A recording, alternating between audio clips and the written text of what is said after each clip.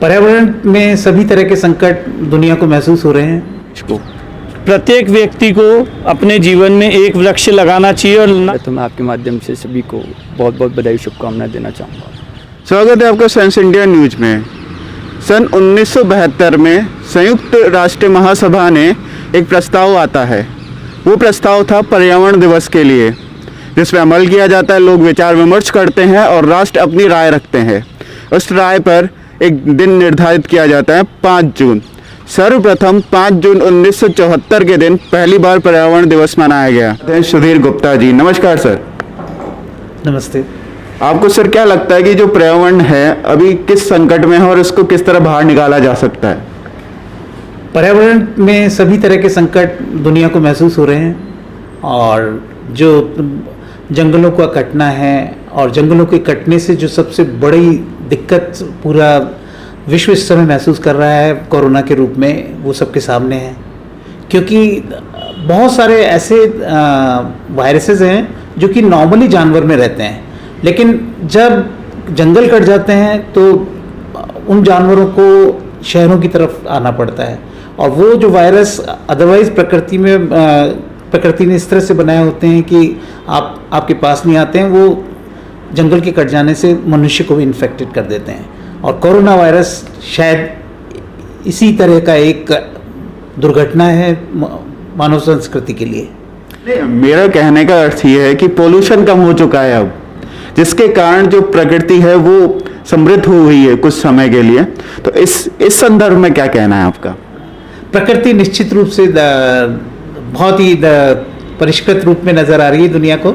और air quality जो लगा किसी भी ऐप पे देखा जा सकता है, जिसमें उसमें घुले हुए जो पर्टिकुलेट मटेरियल होते हैं, कार्बन डाइऑक्साइड का स्तर होता है, वो सारा का सारा बदलाव पूरी दुनिया को पता चल रहा है और आंकड़े भी जिसके लिए उपलब्ध हैं। और नदियों के बारे में भी कहा जा रहा है कि नदियाँ भी पिछले कई सालों में इन दिनों सबसे ज़्यादा स्वच्छ हैं। लेकिन ये जो दूसरी बात है कि मानसून के बारे में, ये थोड़ा सा चेक करने की ज़रूरत है शायद। ठीक है सर, तो आप क्या संदेश देना चाहेंगे लोगों को कि वो क्या करें और पर्यावरण को किस तरह समृद्ध बनाएं? जहाँ तक बात है मैं जिस शहर में रहता हूँ, वहाँ मुझे लगता है कि हमारे प्रकृति ने चंबल जैसी नदी हमारे शहर के पास से निकाली है। और सबसे बड़ा शहर चंबल के किनारे कोटा ही है। तो हमें चाहिए कि जब सबसे ज़्यादा पॉल्यूशन हम कोटा वाले चंबल का करते हैं, तो हमें साफ भी इसको रखना चाहिए। और जो दूसरी बड़ी बात है कि 3-4 दिन पहले ही कोटा के अंदर एक टाइग्रेस से 2 कब्ज के होने की खबर पूरे कोटा वासियों को मिली है। वो भी बताता है कि कोटा के आसपास के जंगल कितने समृद्ध हैं और क्या उनकी कंडीशन है। और अब हमें चाहिए कि ये जो जंगल हैं शहरों से दूर हो गए हैं, हमें कुछ न कुछ ऐसा करना चाहिए कि शहर के आसपास भी फिर से जंगल हों।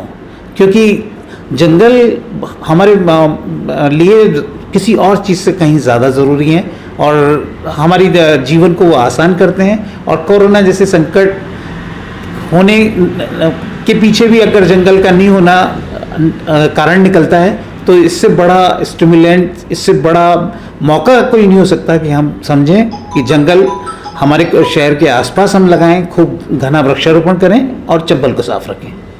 आपको प्रेरणा कैसे मिली पर्यावरण के लिए कार्य करने की? पर्यावरण के लिए तो मेरे ख्याल से जो ही आप थोड़ा सा प्रकृति के पास जाते हो और थोड़ा सा इन सब चीज़ों को अपनी किताबों से समझते हो, तो आपको लगता है कि पर्यावरण का संवर्धन और पर्यावरण के बारे में सोचना हर व्यक्ति का काम होना चाहिए। और मेरे केस में पर्टिकुलरली ये तब हुआ जब एक टाइगर रणथंभौर से भटकता हुआ कोटा आकर के ट्रेन से टकरा के एक एक्सीडेंट का शिकार हो गया। और तब पूरे शहर में एक अलग तरह का माहौल हुआ कि यहाँ पर कोटा आकर के इस तरह का एक एक्सीडेंट हुआ है। और फिर बातों में जब कुछ लोगों ने बताया कि कोटा के आसपास भी टाइगर्स हुआ करते थे, लेकिन अब नहीं है। और जब से ये टाइगर आया हुआ है, पूरा का पूरा विभाग, पूरा जो प्रशासन है, इस टाइगर को लेकर के इतना एक्साइटेड है, इतना आंदोलित है। तो हमें लगा कि वाकई टाइगर का होना और इन दिनों कोटा में न्यू प्रत्येक व्यक्ति को अपने जीवन में एक वृक्ष लगाना चाहिए और ना सिर्फ लगाना चाहिए, उसकी संपूर्ण देखभाल की जिम्मेदारी भी उस व्यक्ति को लेनी चाहिए।